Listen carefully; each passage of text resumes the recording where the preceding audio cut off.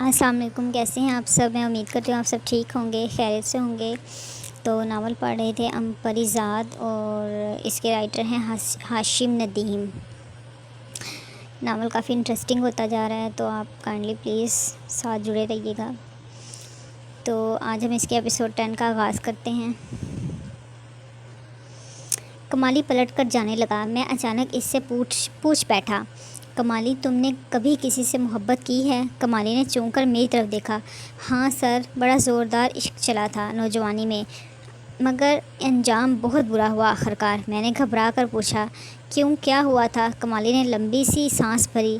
ہونا کیا تھا سر جی، شادی ہو گئی میری اس کے ساتھ۔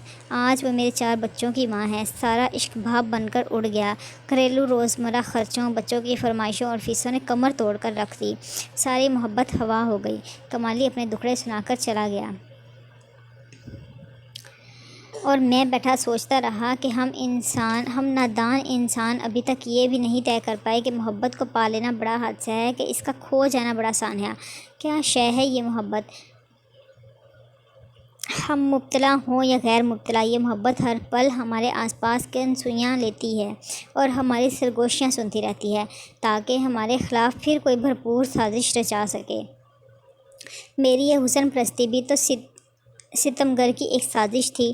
لوگ باتیں بنانے لگے تھے کہ میرے آس پاس خوبصورت چہروں کا مجمع اکٹھا رہتا ہے۔ دفتر میں، باہر فیلڈ کے عملے میں، دبئی کے دفاتر اور کمپنیوں میں، ہر جگہ انتخاب اگر میرے فیصلے سے ہوتا تو نہ چاہتے ہوئے بھی وہ کوئی حسین چہرہ ہی نکلتا، چاہے پھر میرا زندگی بھر اس چہرے سے دوبارہ کبھی آمنا سامنا ہی نہ ہو۔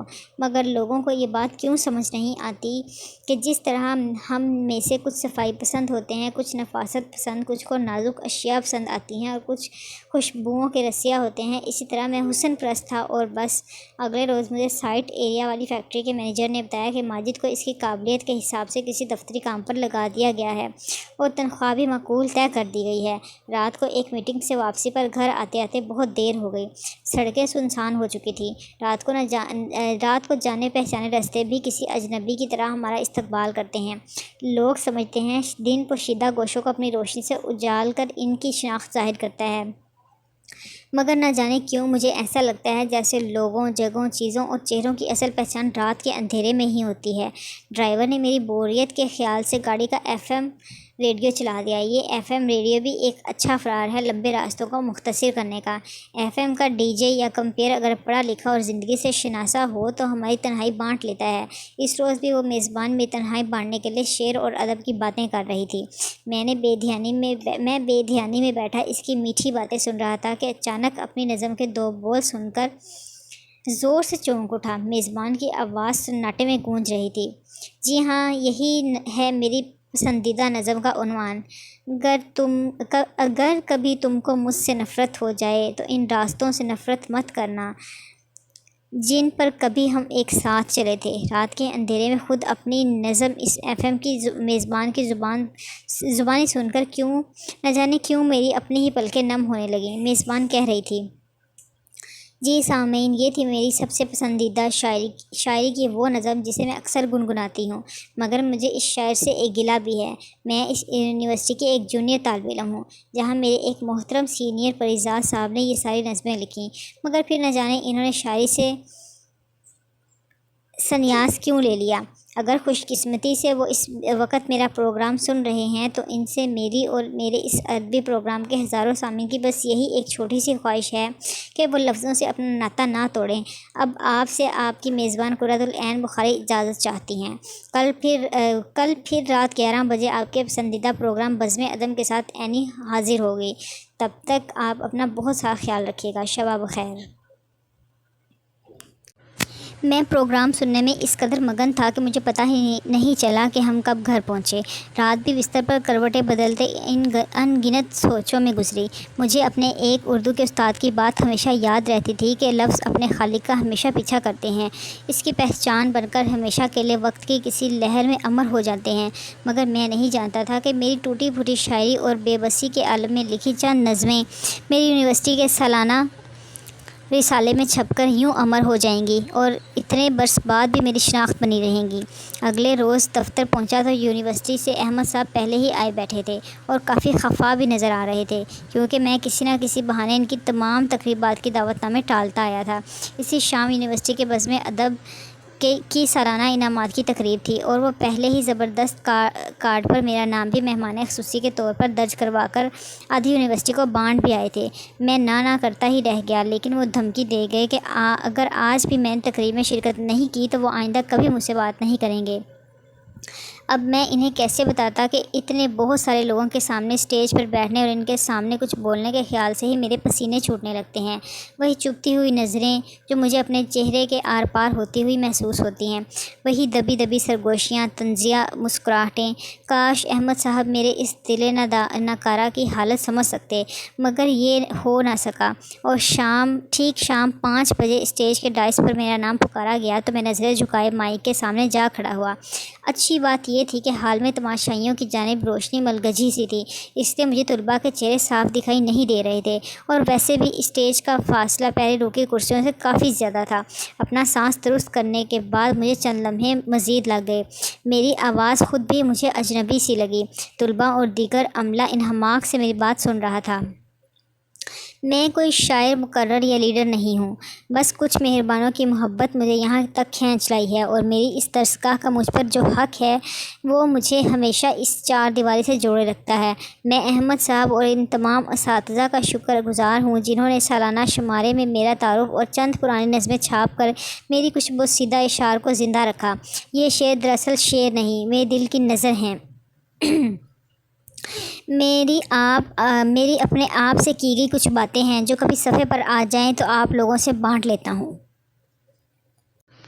آپ لوگ اسے شاعری سمجھ لیتے ہیں تو یہ آپ کا حسن ظن اور ظرف ہے، ورنہ حقیقت تو یہی ہے کہ میں نے کبھی شاعری نہیں کی، بس خود کو نمایاں رکھنے کا بہانہ تھے یہ سب حرف، جس میں مجھے ہمیشہ ناکامی ہوئی۔ میں اپنی بات ختم کر کے پلٹنے لگا تو دور پہلی قطار میں بیٹھی سیاہ چشمہ لگائے ایک تتلی سی لڑکی کھڑی ہو گئی اور ناظرین کے لیے بڑا مائک ہاتھ میں لے کر بولی، سر میرا نام قرۃ العین ہے، میں اسی یونیورسٹی میں فائنل ایئر کی طالبہ ہوں، اور رات گئے FM ریڈیو پر DJ اینی کے بزم ادب کے نام سے ایک مشہور پروگرام بھی کرتی ہوں۔ میرے سننے والوں کی ایک بڑی تعداد تک آپ کی شاعری میرے پروگرام کے توسط سے پہنچتی ہے، اور وہ سب آپ سے مزید کچھ نیا سننے کی خواہش رکھتے ہیں، مگر آپ نے یونیورسٹی کے بعد کچھ لکھا ہی نہیں۔ کیا ہم امید رکھیں کہ آپ پھر سے اپنا نعتہ حرفوں سے جوڑنے کی کوشش کریں گے؟ میں نے مختصر جواب دیا، جی ضرور، اگر وقت نے کچھ مہلت دی تو میں ضرور لکھوں گا۔ ابھی کل رات ہی میں نے اس لڑکی کا پروگرام سنا تھا اور آج اس سے ملاقات بھی ہو گئی۔ کبھی کبھی وقت کی چالیں بڑی نپی تلی ہوتی ہیں، تقدیر کبھی کبھی اپنے اسکرپٹ بہت دھیمے انداز میں لکھنا شروع کرتی ہے۔ ہم معصوم انسانوں کو قطعاً خبر نہیں ہوتی کہ مقدر کا یہ مسودہ آگے چل کر ہم پر کیسی قیامتیں ڈھانے والا ہے۔ میں بھی آنے والے محشر سے بے خبر تقریب کے خاتمے کے بعد گھر واپس روانہ ہوا تو کمالی سے رہا نہیں گیا۔ سر آپ نے کبھی بتایا نہیں، آپ تو بہت مشہور شاعر ہیں، ساری یونیورسٹی آپ کے لیے حال میں جمع تھی۔ میں نے دھیرے سے جواب دیا، یہ خود میرے لیے بھی ایک خبر ہے، اتنے برسوں بعد بھی میرے حرف میری شناخت ہیں، مجھے خود بھی حیرت ہے۔ اس میں حیرت کی کیا بات ہے سر جی، یہ آج کل کی نوجوان نسل ان چیزوں میں بڑی دلچسپی رکھتی ہے۔ FM انٹرنیٹ حتیٰ کہ سیل فون بھی ہر دم ان چیزوں کو زندہ رکھے ہوئے ہیں۔ یہ میر، درد، غالب اور اقبال کو بھی ہم سے زیادہ جانتے اور سمجھتے ہیں سر۔ بظاہر بڑی لاابالی ہے یہ نئی نسل، مگر اپنے مطلب کی ہر چیز پڑھتی اور سنتی ہے، چاہے کتاب کے ذریعے یا کسی اور طرح۔ میں چپ رہا۔ ارے ہاں سر، یاد آیا، وہ FM کی DJ لڑکی نے آپ کا سیل نمبر مانگا تھا، رات کو اپنے پروگرام میں آپ کو براہ راست شرکت کی دعوت دینا چاہتی تھی۔ میں نے آپ سے پوچھے بنا اسے نمبر تو دے دیا، مگر خاص تاکید کی ہے کہ پہلے آپ سے خود بات کر کے اجازت طلب کر لے، اور پھر رات گئے میرے نمبر پر ایک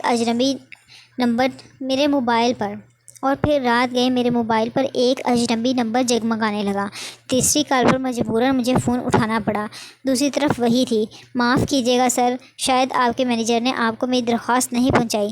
میں DJ اینی ہوں، میں اپنے پروگرام میں آپ کو لائیو کال پر مدعو کرنا چاہتی ہوں۔ ہم آپ کے صرف 10 منٹ لیں گے، اگر آپ کو کوئی اعتراض نہ ہو تو۔ میں نے کچھ لمحے توقف کیا، میرے پاس کہنے کے لیے کچھ خاص نہیں ہے، کیا پوچھنا چاہتی ہیں آپ؟ وہ ممنونیت سے بولی، کچھ عام سے سوال، آپ کی زندگی زندگی کے بارے میں، آپ کی کامیابیوں کے بارے میں، آپ کی ادب دوستی کے بارے میں۔ سنا ہے شہر کی سبھی بڑی ادبی تقریبات اور مستقبل کے منصوبے میں آپ کا حصہ ضرور ہوتا ہے۔ میں یہ سب کچھ اپنے سامعین تک پہنچانا چاہتی ہوں، آپ کی ترقی کا راز جاننا چاہتی ہوں۔ عام طور پر ادب سے جڑے لوگوں کو یہ معاشرہ مادی ترقی سے بہت دور سمجھتا ہے۔ یہ ادیب شاعر عموماً مفلوق الحال دکھائی دیتے ہیں، مگر آپ نے صرف خیالی نہیں، حقیقی دنیا کو بھی فتح کر کے دکھایا ہے۔ میں یہ سب باتیں جاننا چاہتی ہوں۔ میں اس کی باتیں سن کر اجنبے میں پڑ گیا۔ مگر آپ کو میرے بارے میں اتنا سب کچھ کیسے پتہ ہے؟ وہ ہنس پڑی، جیسے بہت دور کسی مندر میں ایک ساتھ بہت سی گھنٹیاں بج اٹھی ہوں۔ احمد سر نے بتایا، اور پھر میرے ریڈیو پروگرام کی وجہ سے شہر کی تقریباً سبھی بڑی ادبی ہستیوں کے ساتھ ملاقات رہتی ہے۔ سبھی سے آپ کے بارے میں کچھ نہ کچھ سننے کو ملتا ہے۔ سچ کہوں تو لوگ بہت متجسس رہتے ہیں آپ کے بارے میں۔ وہ اپنی دھن میں پکی لگتی تھی۔ میرے لاکھ ٹالنے کے باوجود مجھ سے اگلے روز کے پروگرام کے لیے کچھ منٹ لینے میں کامیاب ہو ہی گئی، اور میں اگلے دن تمام تر وقت اسی الجھن میں مبتلا رہا کہ اس کے ساتھ رات کو کیا بات کروں گا۔ میں نے تو بہت زمانہ پہلے خود سے بات کرنا بھی چھوڑ دیا تھا۔ شام تک یہ الجھن اتنی بڑھ گئی کہ میں نے اپنے پی اے کو اینی کا وہی فون نمبر ملانے کا کہا جو گزشتہ رات میرے موبائل پر جگمگایا تھا۔ پی اے نے کال ملا کر میری طرف ٹرانسفر کی تو دوسری جانب سے اس کی بے یقین اور کھلکھلائی ہوئی آواز سنائی دی۔ ارے سر آپ، کتنا حسین اتفاق ہے، مجھے تو یقین ہی نہیں آ رہا آپ نے مجھے خود کال کی ہے۔ میں ابھی رات کے پروگرام کے لیے ہی جا رہی ہوں۔ میں نے دھیرے سے کہا، آپ سے ایک درخواست کرنی ہے، کیا ہم گزشتہ رات کیے ہوئے معاہدے کو کچھ دن کے لیے آگے بڑھا سکتے ہیں اگر ممکن ہو تو؟ جی سر، کیوں نہیں، مگر کوئی خاص وجہ؟ پتہ نہیں، وجہ خاص شاید خاص ہے بھی اور نہیں بھی۔ دراصل میں بہت الجھن محسوس کر رہا ہوں، مجھے اپنے بارے میں بات کرنا پسند نہیں رہا۔ آپ کچھ وقت دیں گی تو شاید میں خود کو تیار کر پاؤں، ورنہ میرے لیے بہت مشکل ہوگا۔ وہ دوسری جانب کچھ دیر کے لیے خاموشی چھائی رہی۔ ٹھیک ہے سر، جیسے آپ کو مناسب لگے۔ مجھے آپ کی یہ بات بہت اچھی لگی کہ آپ نے پروگرام سے کافی دیر پہلے خود فون کر کے معذرت کر لی، ورنہ عام طور پر بڑے لوگ ہمیں اطلاع دینا بھی پسند نہیں کرتے اپنی کسی غیر حاضری کی۔ مگر آپ کو یہ وعدہ تو بہرحال کرنا پڑے گا کہ آپ جب بھی خود کو ذہنی طور پر تیار کر پائے تو یہ معاہدہ ضرور پورا کریں گے۔ میں ہنس پڑا، ہاں چلیں، وعدہ نبھانے کا ایک اور وعدہ صحیح۔ میری مشکل سمجھنے کا شکریہ۔ میں نے فون کاٹ دیا، مگر کہیں دور کوئی دوسری لائن جڑ چکی تھی۔ میرا نادان دل سب کچھ جانتے بوجھتے بھی ہر نتیجے سے بے پرواہ پھر سے دھڑکنا چاہتا تھا، اور میں بڑی سختی سے بے رحمی سے اسے صاف ایک ہی بات ساری رات سمجھاتا رہا کہ کچھ دلوں کا مقدر صرف 72 کی گنتی پوری کرنا ہوتا ہے، وہ کچھ اور قلب ہوتے ہوں گے جن کی تقدیر میں دھڑکنیں ہوتی ہیں۔ بڑے نادان ہیں وہ لوگ جو اپنے دل کی ایک فرض کو دھڑکنے سے تشبیہ دیے پھرتے ہیں، مگر یہ دل بھلا کب کسی کی سنتے ہیں؟ منہ زور آزاد وحشی اور جنگلی گھوڑے بھلا کس لگام کے قابو آتے ہیں؟ میرا دل بھی بے لگام ہونے کو آیا تھا۔ اگلے روز نہ چاہتے ہوئے بھی میں سارا دن اس کے فون کا انتظار کرتا رہا، اور پھر شام ڈھلے جب تھک ہار کر میرا بے چین من اپنی بے وقوفی پر مسکرا کر کچھ آرام پانے کو تھا، تبھی اچانک اس کا فون آ گیا۔ قسمت کی آنکھ مچولی کا وقت کا انتخاب خوب چن کر کرتی ہے، اور پھر ان ٹیلی فونز کالز کا دورانیہ اور تعداد بڑھتی گئی۔ ہم بہت سی عام باتیں کرتے تھے، دن بھر کی مصروفیت کی، شام کی چائے کی، رات کی چہل قدمی کی، مگر یہ باتیں میرے لیے کتنی خاص تھیں یہ صرف میں ہی جانتا تھا۔ اس دن یونیورسٹی کی تقریب والی ملاقات کے بعد آج تک دوبارہ کبھی اینی سے ملاقات نہیں ہوئی تھی، اور نہ ہی میں نے دوبارہ کبھی اس سے ملنے کی خواہش کا اظہار کیا تھا۔ یہ ٹیلی فون کی آدھی ملاقات میرے لیے کسی بھی بالمشافہ ملاقات سے کہیں بڑھ کر تھی۔ میں دوبارہ اینی کے سامنے نہیں جانا چاہتا تھا۔ اس نے حال میں مجھے کافی فاصلے سے اور ملگجے اندھیرے میں دیکھا، اور میں اپنے اور اس کے درمیان یہ اندھیرا ہمیشہ حائل رکھنا چاہتا تھا۔ مجھے دن اور روشنی میں اس سے ملنے کی تمنا ہی بھلا کب تھی۔ میرا بس چلتا تو میں اللہ سے دعا کرتا کہ 24 گھنٹوں میں اسے دن کے 12 گھنٹوں کی روشنی میں کشید کر لے، کیونکہ مجھے اجالے کبھی راس نہیں آتے۔ اگلے روز میرے اسٹاف نے خوبصورت سجاوٹی کاغذ میں پیک شدہ ایک پارسل میری میز پر رکھ دیا۔ بھیجنے والے پتے میں قرۃ العین بخاری کا نام درج تھا۔ میں نے سب کے جانے کے بعد احتیاط سے کاغذ کی پرتیں کھولی۔ اندر ایک خوبصورت سا نمائشی مجسمہ برآمد ہوا جسے کمرے میں کہیں بھی شو پیس کے طور پر رکھا جا سکتا تھا۔ میں نے جلدی سے اینی کا نمبر ملایا۔ دوسری جانب سے اس کی کھنکتی ہوئی آواز ابھری۔ میں جانتی تھی سر آپ کا فون آتا ہی ہوگا، کہیے کیسا لگا تحفہ؟ بہت اچھا، مگر موقع محل سمجھ نہیں سکا میں اس تحفے کا۔ آپ نے تکلف کیا اینی؟ وہ ہنسی۔ ارے نہیں سر، بالکل بھی تکلف نہیں، یہ میرا مشغلہ ہے۔ فارغ وقت میں مٹی اور پلاسٹر آف پیرس سے مجسمے بناتی ہوں۔ میری ایک چھوٹی سی آرٹ گیلری ہے میرے گھر کے اندر، بس وہیں یہ مشق جاری رہتی ہے۔ کبھی آپ بھی آئیے نا وقت نکال کر، میں آپ کو اپنا کام دکھاؤں گی۔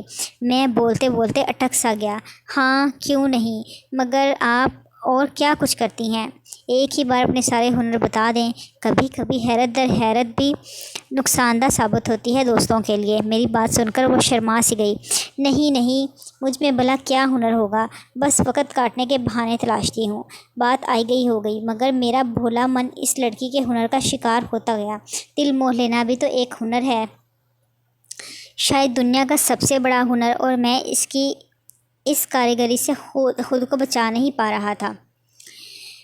مگر پھر ایک دن ہمیشہ کی طرح بنتی بگڑنے لگی۔ شام سے ہی میری طبیعت عجیب سی بے چین اور اداس تھی۔ مجھے ایک بار پھر اپنے آس پاس سب کچھ بنا مقصد اور بے فائدہ دکھائی دے رہا تھا۔ دل کو چپ سی لگی ہوئی تھی کہ اچانک اینی کا فون آ گیا۔ کہاں غائب رہتے ہیں سر آپ؟ بہت دنوں سے ایک بات کہنا چاہ رہی ہوں، مگر آپ کی مصروفیت کا خیال آڑے آ جاتا ہے۔ میں نے گہری سانس لی۔ میری مصروفیت بس ایک فرار ہے۔ آپ کہیں کیا کہنا چاہتی ہیں؟ وہ کچھ دیر چپ رہی۔ دراصل میں آپ کا ایک مجسمہ بنانا چاہتی ہوں، پھر میں اسے ساری دنیا کو دکھاؤں گی۔ جانے کیوں پل بھر میں ہی میرے اندر کچھ ٹوٹ سا گیا۔ مجھے لگا کہ ساری دنیا کی طرح وہ لڑکی بھی آج میرا مذاق اڑانے کے موڈ میں ہے۔ اس نے مجھے دور سے ہی صحیح مگر دیکھ تو رکھا تھا۔ ضرور اس نے درپردہ میرے چہرے کی تصحیح کا یہ طریقہ نکالا ہے۔ میرا لہجہ نہ چاہتے ہوئے بھی تلخ ہو گیا۔ مجسمے خوبصورت چہروں کے بنائے جاتے ہیں مس اینی، اور بہرحال مجھے آپ سے اس مذاق کی امید ہرگز نہیں تھی۔ آپ بھی دوسروں کی طرح ہی نکلی۔ میں نے فون پٹخ دیا۔ وہ ہیلو کرتی رہ گئی، مگر میں نے اگلے پورے ہفتے اس سے بات نہیں کی۔ دفتر کے نمبر پر فون آیا بھی تو اسٹاف سے کہہ دیا کہ مصروفیات کا بہانہ کر دے۔ اس نے کچھ خط بھی بھیجے، مگر میں نے پڑھے بنا ایک طرف رکھ دیے، اور پھر 8ویں دن وہ خود میرے دفتر آ گئی۔ میں آفس میں داخل ہوا تو پہلے سے میرے انتظار میں بیٹھی تھی۔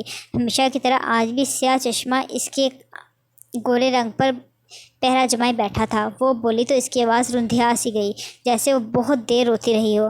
آپ میرے ساتھ ایسا کیوں کر رہی ہیں؟ میں چلا اٹھا۔ آپ میرے ساتھ ایسا کیوں کر رہی ہیں؟ میری صورت کا مذاق اڑانا ہی تھا تو کوئی اور طریقہ اپنا لیتی، مگر یہ مجسمہ۔ وہ رو پڑی۔ میں آپ کا مذاق اڑانے کا کبھی سوچ بھی نہیں سکتی۔ بہت عزت کرتی ہوں میں آپ کی۔ آپ نہیں جانتے آپ میرے لیے کیا ہیں۔ میں نے تو بنا دیکھے ہی آپ کا ایک مجسمہ اپنے من میں بنا رکھا ہے۔ میں نے چونک کر اس کی جانب دیکھا۔ آپ کیا کہنا چاہتی ہیں؟ اس نے اپنی آنکھوں پر سے چشمہ اتارا۔ میں دیکھ نہیں سکتی، نہ بینا ہوں میں۔ ایک زوردار جھماکہ سا ہوا اور میرے ارد گرد تمام کمرے میں اس کی بے نور آنکھوں کا اندھیرا پھیلتا چلا گیا۔ باب نمبر 17۔ پیاس کہتی ہے اب ریت نچوڑی جائے۔ پیاس کہتی ہے اب ریت نچوڑی جائے، اپنے حصے میں سمندر نہیں آنے والا۔ میں سکتہ زدہ سا بیٹھا اسے دیکھ رہا تھا اور وہ روتی رہی۔ قسمت کے کھیل واقعی نرالے ہوتے ہیں۔ میرا بیوقوف دل مجھ سے آنکھ نہیں ملا پا رہا تھا۔ صدیوں بعد جس ایک نظر پر اسے اپنے ہونے کا گمان ہوا تھا، وہ نظر تو صدا کی بے نور تھی، اور میں نہ جانے کن خوش فہمیوں کا شکار ہو چلا تھا۔ میں آپ سے معافی بھی نہیں مانگ سکتا، جانے غصے میں کیا کچھ کہہ گیا۔ میرے اندر کا چور تھا جو چپ نہیں رہ سکا۔ اینی نے سر اٹھایا۔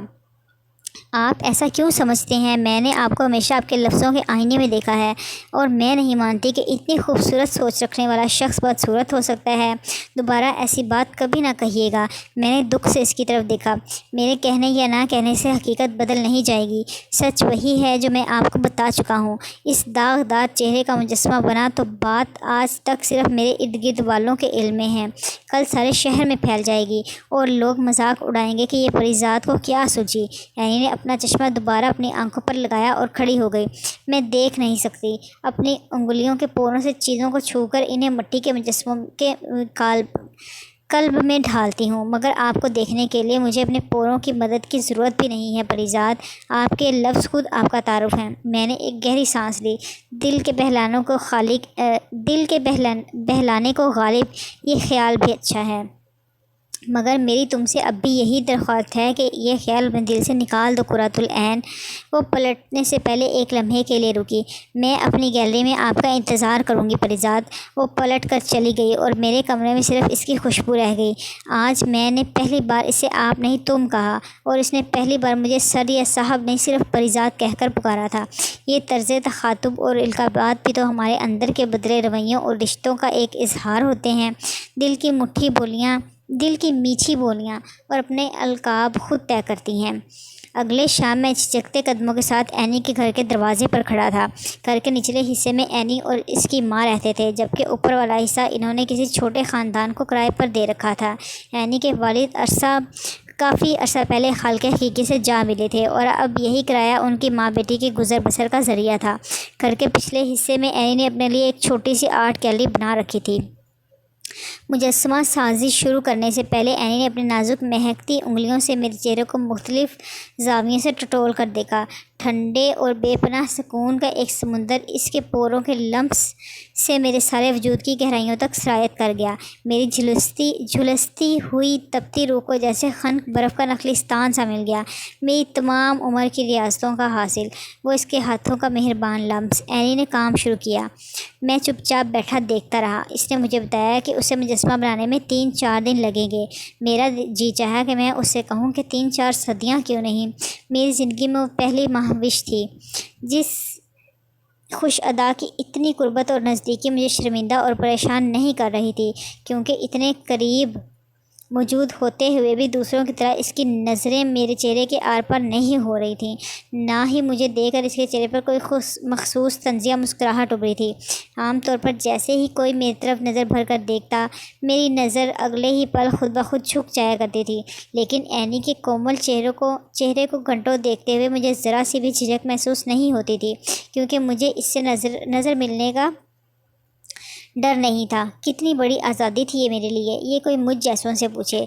ساری رات بستر پر کروٹیں بدلتے اگلے دن اور پھر شام ہونے کا انتظار کرتا رہا، جب مجھے دوبارہ اینی کی گیلری پہنچنا تھا۔ صبح سے دوپہر بھی نہیں ہوئی تھی کہ مجھے پہروں کی طوالت کا شبہ ہونے لگا۔ یہ دن کو 4 پہروں میں کیوں تقسیم کر دیا گیا؟ پہلا پہر، دوپہر، سپہر، پھر شام۔ کیا ضرورت تھی بھلا وقت کو اتنے حصوں میں بانٹنے کی؟ بس صبح ہوتی اور شام ہو جایا کرتی تو کتنا اچھا ہوتا۔ اس جیسے نہ جانے کتنے مزید بے سروپا خیالات میرے ذہن میں جالے بن رہے تھے۔ پھر جب اچانک پی اے نے انٹرکام پر مجھے بتایا کہ میڈم شہپارہ مجھ سے ملنے کے لیے آئی ہیں۔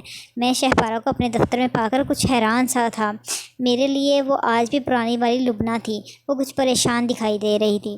میں تم سے ایک درخواست کرنے آئی ہوں پری ذات، میرا فلمی کیریئر سیٹھ رحمان کی وجہ سے برباد ہو گیا، میں بہت پیچھے رہ گئی ہوں۔ کیا تم میری سفارش کسی بڑے پروڈیوسر سے کر سکتے ہو؟ بڑی دھاک ہے تمہاری شہر میں، تم کہو گے تو میں پھر سے اپنے قدم جمانے میں کامیاب ہو جاؤں گی۔ میں نے الجھن سے اس کی طرف دیکھا۔ لیکن میں تو کسی بڑے پروڈیوسر سے واقف بھی نہیں ہوں لبنہ، وہ مایوس ہوگی۔ ہاں یہ بھی ٹھیک ہے، جانے میں کس پریشانی میں بنا سوچے سمجھے یہاں چلی آئی۔ تمہارا کاروبار فلمی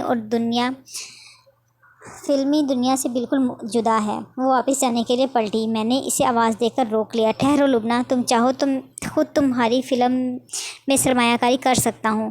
کتنے میں بن جاتی ہے ایک معیاری فلم؟ وہ خوشی سے بے یقین ہو گئی۔ سچ؟ تم خود پروڈیوس کرو گے میری فلم؟ واہ، اس سے اچھی بات بھلا اور کیا ہو سکتی ہے؟ مگر اس کاروبار میں آج کل نقصان کا زیادہ خطرہ ہے پری ذات، میں ڈرتی ہوں کہیں تمہاری رقم ہی نہ ڈوب جائے۔ تمہیں کوئی تجربہ بھی تو نہیں ہے فلم پروڈکشن کا؟ میں نے مسکرا کر اس کی زلف پریشان کے خم کو دیکھا۔ چلو اس بہانے رقم ڈبونے کا قیمتی تجربہ تو حاصل ہو جائے گا نا، تمہاری فلم کے بدلے یہ تجربہ بھی صحیح۔ ویسے بھی میں نے سنا ہے کہ فلمیں دل سے بنائی جاتی ہیں، دماغ سے نہیں۔ تو پھر دل کے سودوں میں نفع نقصان کی فکر بھلا کیسی؟ دل کا ملوث ہونا ہی خسارے کی نشانی ہے۔ لبنہ کی آنکھیں بھر آئیں۔ اس نے فرتے جذبات میں میرا ہاتھ پکڑ لیا۔ نہیں، میں تمہارا نقصان نہیں ہونے دوں گی پری ذات، میں بہت محنت کروں گی، بے حد زیادہ۔ میری زندگی کی سب سے یادگار پرفارمنس ہوگی یہ فلم۔ کہانی میں نے لکھوا لی ہے، اگر تمہیں پسند ہو تو میں رائٹر سے اسی کہانی پر کام کرنے کا کہہ دیتی ہوں، مگر تمہیں کچھ وقت نکالنا ہوگا اس فلم کے لیے، میں تمہاری موجودگی میں بہت سہارا محسوس کرتی ہوں۔ لبنہ چلی گئی اور میں شام کو کسی معمول کی طرح اینی کی گیلری پہنچ گیا۔ اس سے گیلی مٹی گوندتے دیکھ کر نہ جانے مجھے ہر بار ایسا کیوں لگتا تھا جیسے مٹی بھی اپنی قسمت پر رشک کرتی ہوگی کہ کس ہاتھوں سے اس کا بت بننے جا رہا ہے۔ اس شام ہم دونوں نے خوب باتیں کیں۔ سب لڑکیاں ایک جیسی باتیں کرتی ہیں، مگر اس کا انداز بیاں کس قدر جدا تھا۔ وہ جب رنگوں، خوشبوؤں، ڈھلتی شاموں اور رات کے طلسم کا ذکر کرتی تو میں دم بخود سا بیٹھا اسے دیکھتا رہتا تھا۔ رات کو 8:30 بجے میں اینی کے گھر سے نکلا تو ہوا تیز چل رہی تھی۔ آسمان پر بادلوں کے جھنڈ حیرت سے اس نئے پریزاد کی طرف دیکھ کر سرگوشیاں کر رہے تھے۔ راستے میں ہی چند بوندوں نے ٹپک کر میری گاڑی کی ونڈو اسکرین سے گاڑی کے اندر جھانکا اور مجھے دیکھ کر ایک دوسرے کو اشارے کرتی ہنستی ہوئی برستی بارش میں دوسری سہیلیوں سے جا ملی۔ کبیر خان حسب معمول چکنا سا ڈرائیور کے ساتھ اگلی سیٹ پر بیٹھا ارد گرد نظر رکھے ہوئے تھا۔ اتنے میں لبنہ کا نمبر میرے سیل فون پر جگمگانے لگا۔ پریزاد، کہاں ہو تم؟ اجنبی شہر کے اجنبی راستے، اور میں وہ ہنس پڑی۔ اسٹوڈیو آ سکتے ہو ابھی؟ مجھے تمہیں کسی سے ملوانا ہے۔ میں نے کبیر خان کو اسٹوڈیو چلنے کا کہا۔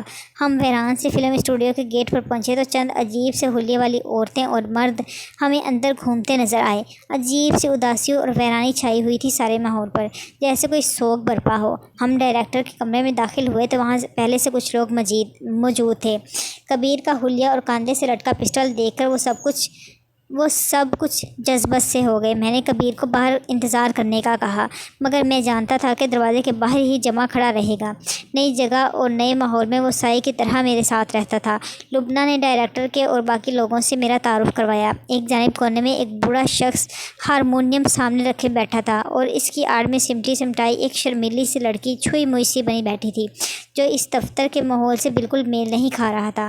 باقی لوگوں کی چبھتی ہوئی نظریں لڑکی کے جسم کے آر پار ہو رہی تھیں، مگر میرے آتے ہی ڈائریکٹر نے فالتو عملے کو باہر بھیج دیا تو لڑکی کے جسم کا تناؤ کچھ کم ہو گیا، مگر ابھی تک وہ وہیں دبکی ہوئی تھی۔ لبنہ نے مجھے بتایا کہ وہ عمر رسیدہ شخص استاد بننے خان ہے، مشہور موسیقار، اور اس کے پہلو میں سمٹی ہوئی لڑکی سنبل ہے، استاد بننے خان کی بیٹی، اور آج وہ دونوں لبنہ کے آنے والی فلم کی دھنوں پر کام کرنے کے لیے یہاں اکٹھے ہوئے ہیں۔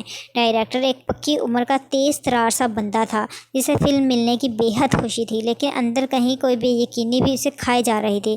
بس پریزاد صاحب، کیا بتاؤں آپ کو، کبھی یہی فلم اسٹوڈیو تھا کہ 24 گھنٹے کام کی شفٹ چلتی رہتی تھی، کہیں ندیم صاحب تو کہیں محمد علی صاحب، کہیں شاہد تو کہیں وحید مراد، کوئی نہ کوئی شوٹنگ جاری رہتی تھی۔ اور یہ جو فوارہ آپ نے نیچے دیکھا ہے، یہاں تو بیک وقت 3 گانے شوٹ ہوا کرتے تھے، بس پھر نہ جانے کیا ہوا، سب برباد ہوتا چلا گیا۔ اب تو سال بھر میں 1 آدھ فلم بنتی ہے اور اس کا بھی کچھ پتہ نہیں چلتا۔ سینکڑوں کاریگر اور ان کا خاندان بے روزگار ہو گئے۔ وہ مزید بنا رکے یوں ہی بولتا رہتا اگر لبنہ اسے اشارہ کر کے روک نہ لیتی۔ لبنہ ہی کے کہنے پر ڈائریکٹر نے مجھے فلم کی کہانی سنائی۔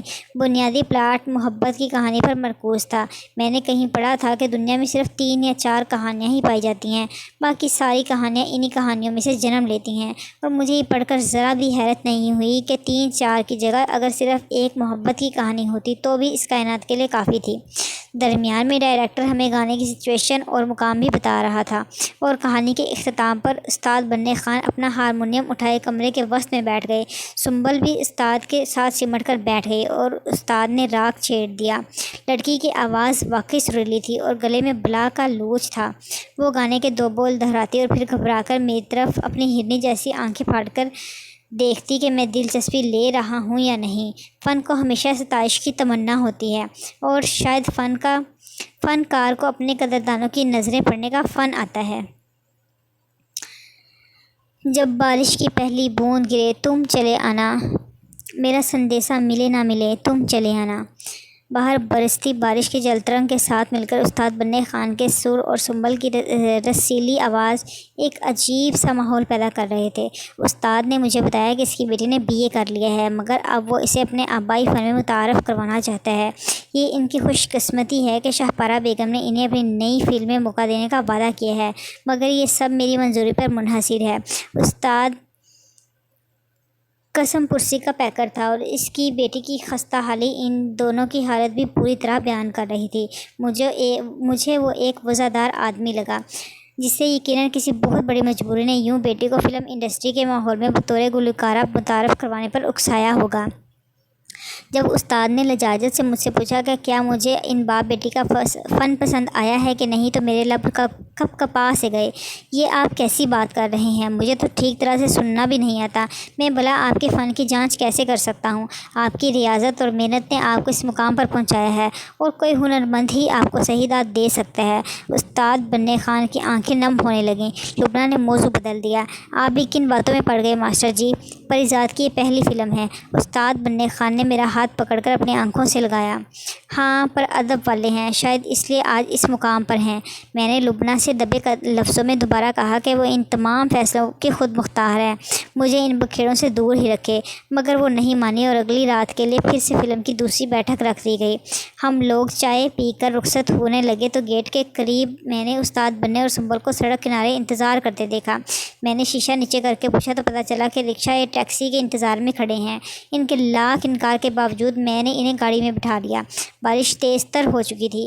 ہماری گاڑی اندرون شہر کے چند تاریک گلیوں سے ہوتی ہوئی ایک پرانے محلے کے بسیدہ سے لکڑی کے پھاٹک نما گیٹ پر جا کھڑی ہوئی۔ استاد نے بہت اصرار کیا کہ میں ایک کپ چائے پی کر جاؤں، مگر میں نے معذرت کر لی۔ اس کی بیٹی نے بھی دبے لفظوں میں مجھے گھر آنے کا کہا۔ میں نے پھر کبھی آنے کا وعدہ کر لیا۔ وہ دونوں ہماری گاڑی سے نکلنے تک وہیں کھڑے رہے۔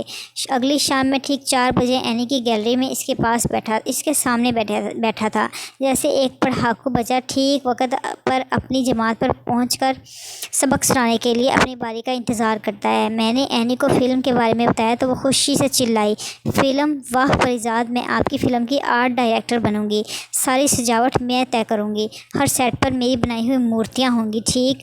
ہاں ٹھیک ہے، مگر پہلے میرا مجسمہ تو مکمل کر دو، کہیں اس فلم کے جھمیلے میں ہمارا کام ہی نہ رہ جائے۔ وہ میری بات سن کر زور سے ہنس پڑی۔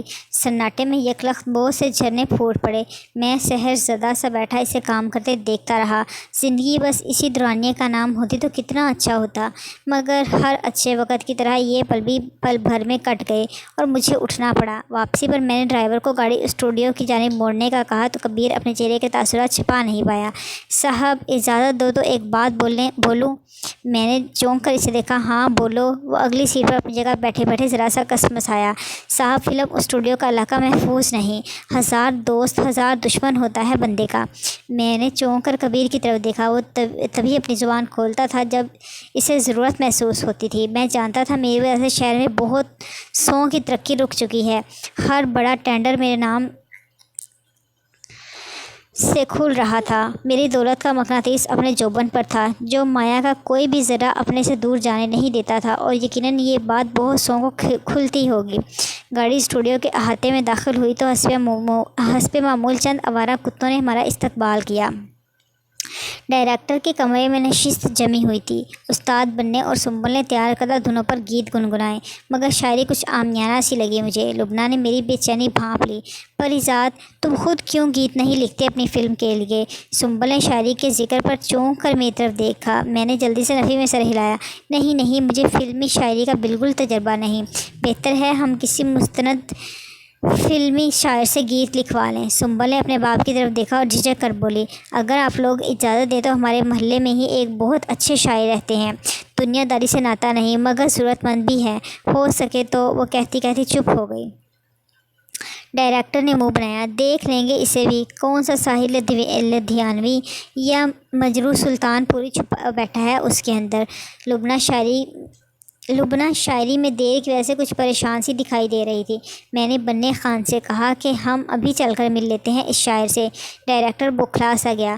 ارے کیا بات کرتے ہیں جی، آپ کیوں جائیں گے؟ وہ خود آئے گا یہاں۔ میں نے اس کی بات سنی انسنی کر دی۔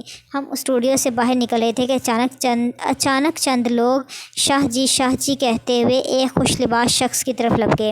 استاد بننے خان نے بھی آگے بڑھ کر سلام کیا۔ وہ شخص بہت گرمجوشی اور عزت سے بننے خان سے ملا۔